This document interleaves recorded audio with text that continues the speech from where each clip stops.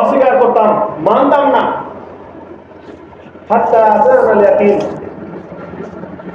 এমনকি আমাদের কাছে ওই 7 দিন চলে এলো, অর্থাৎ আমাদের মৃত্যুবরণ হয়ে গেছে, তারপর আমরা কোনো কিছু করতে পারিনি। তাহলে এই আয়াত দ্বারা শুনলেন যে জান্নাতবাসীরা প্রশ্ন করেছিল, তখনও তাদের উত্তর একটাই ছিল যে লাম নাকু মিনাল মুসাল্লিন। আমরা সর্বপ্রথম উত্তর ওটাই দিয়েছিল যে লাম নাকু মিনাল মুসাল্লিন, যে আমরা সালাত আদায়কারী ছিলাম না বলে আমরাকে সাকার নামক জাহান্নামে প্রবেশ করা হয়েছে। তাহলে ভাবুন, সালাত যে আপনি আদায় করছেন না, তাহলে আপনার অবস্থা কি হতে পারে?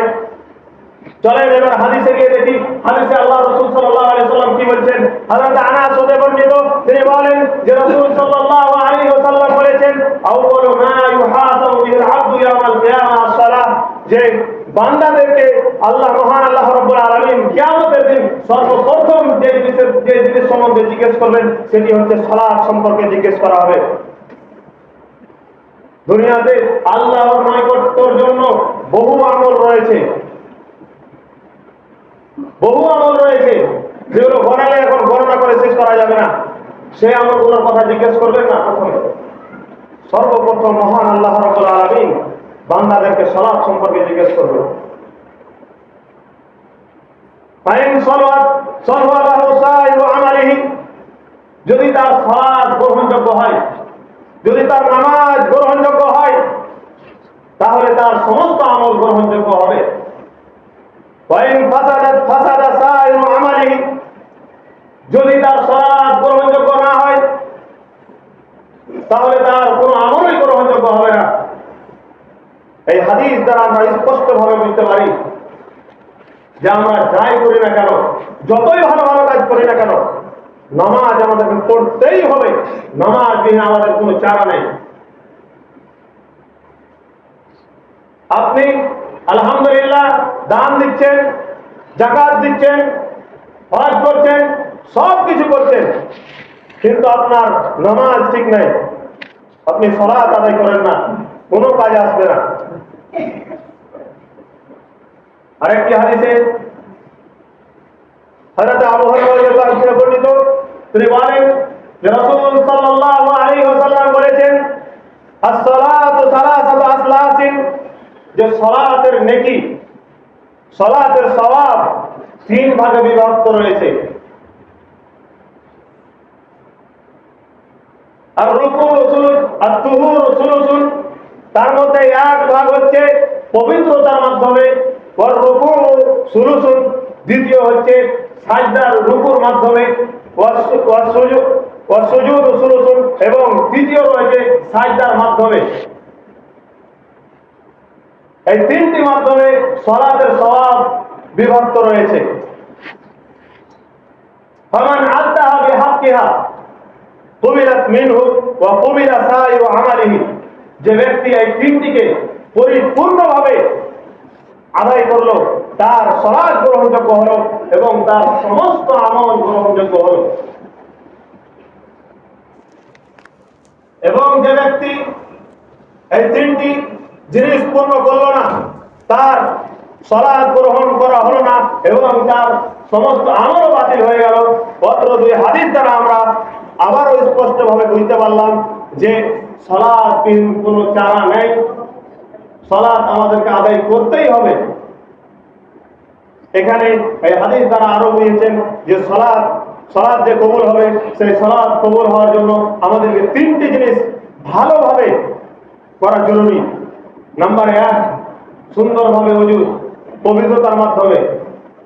আর তুহুর সুলুসুন যে বলা হলো, এই পবিত্রতা বলতে ওযুর পবিত্রতা, সুন্দরভাবে ওযু করতে হবে। ওযুর যে অঙ্গ বিতঙ্গ রয়েছে, সেই অঙ্গগুলোকে ভালোভাবে পানি দিয়ে ধুইতে হবে, যাতে কোনো জায়গা শুকনো না থেকে যায়। তারপরে রুকু সুলুসুন, যে রুকুর মাধ্যমে যে রয়েছে, রুকু আমাদেরকে ভালোভাবে এমনভাবে রুকু করতে হবে যাতে আমাদের অন্তর ঠান্ডা হয়ে যায়। খাটাখাট এলেন আর ঘটাঘাট এলেন, খাটাখাট করতে হবে না, ওইভাবে আপনার সালাত গ্রহণযোগ্য হবে না। আমি বলছি না, হাদিসে বলছে। তারপরে সাজদা আপনাকে এমন ভাবে করতে হবে সাজদা যাতে আপনি আল্লাহকে দেখতে পান। আমরা কি আল্লাহকে দেখতে পাবো না। তবে আমাদের অন্তরে ইহসান হতে হবে, ইহসান। হাদিসে জিবরাইল আলাইহিস সালাম আল্লাহ রাসূল সাল্লাল্লাহু আলাইহি ওয়াসাল্লামকে বলেছেন, আনতা আবদুল্লাহ কাআন্নাকা তারাহু ফা ইন লাম তাকুন তারাহু ফা ইন্নাহু ইয়ারাকা হিনা, যে তুমি আল্লাহ তাআলার ইবাদত ওইভাবে করো যেন তুমি আল্লাহ তাআলাকে দেখছো।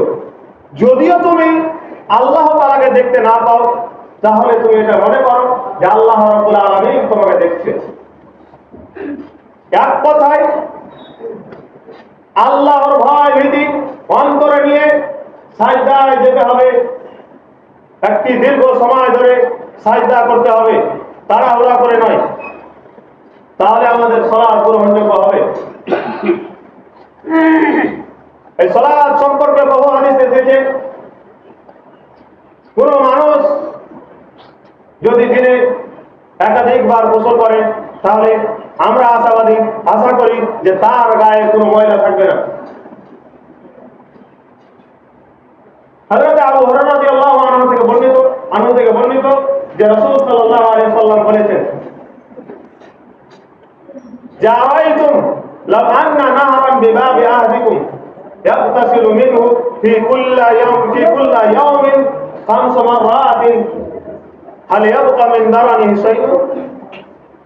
قالوا لا يبكي من درنه شيء قال فذلك مثل الصلوات الخمس يمحو الله بهن الخطايا।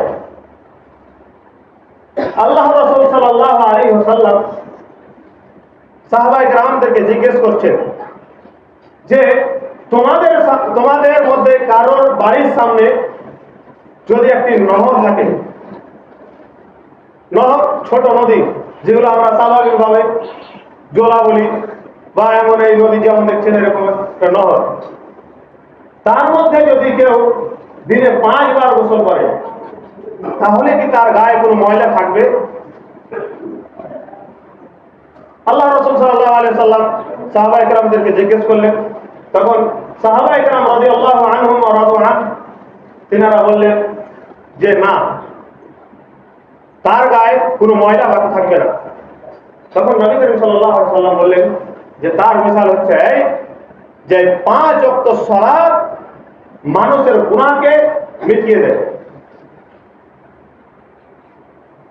5 বার গোসল করার উদাহরণ দিয়ে বুঝিয়েছেন যে আপনি যদি দিনে 5 বার সালাত আদায় করেন, তাহলে আপনার গুনাহগুলি রয়েছে, মহান আল্লাহ রাব্বুল আলামিন আপনার গুনাহগুলিকে মাফ করে দিবেন। চলেন আরো দেখি হাদিসে হযরত আবু হুরায়রা রাদিয়াল্লাহু আনহু থেকে বর্ণিত, তিনি বলেন যে রাসূল সাল্লাল্লাহু আলাইহি ওয়াসাল্লাম বলেছেন, as-salawatul khamsu wal jum'atu ila al-jum'ati wal ramadanu ila ramadana mukaffaratun lima bainahunna wa in ijtunibatil kaba'ir। যে 5 ওয়াক্ত সালাত এক জুমা হতে অপর জুমা পর্যন্ত, এক রমাজান হতে অপর রমাজান পর্যন্ত, এর মধ্যে যা কিছু গুনাহ হয় এই সালাত দ্বারা সেই গুনাহগুলিকে মাফ করে দেওয়া হয়। যদি সেই পাপকারী ব্যক্তি কাবিরা গুনাহ না করে, তাহলে তার যে গুনাহ এক জুমা থেকে অপর জুমা, এক রমাজান থেকে অপর রমাজানের মধ্যে যে গুনাহগুলো করে, কাবিরা গুনাহগুলি করে, সেই গুনাহগুলি এই 5 ওয়াক্ত সালাতের মাধ্যমে তার মাফ করে দেওয়া হয়, ক্ষমা করে দেওয়া হয়। তারপরে আমরা জানবো যে সালাত ত্যাগ করলে কি হুকুম রয়েছে। ইসলাম হাদিসে এই সালাত ত্যাগকারীদের জন্য কি বলছে। আল্লাহ রাসূল সাল্লাল্লাহু আলাইহি ওয়াসাল্লাম বলেন, মান তারাকা সালাতান মুতাআম্মিদান ফাকাদ কাফারা। যে ব্যক্তি জেনে শুনে স্বইচ্ছায় বলতে ইচ্ছাকৃতভাবে সালাত ত্যাগ করবে, সে ব্যক্তি কুফরি করলো। সে ব্যক্তি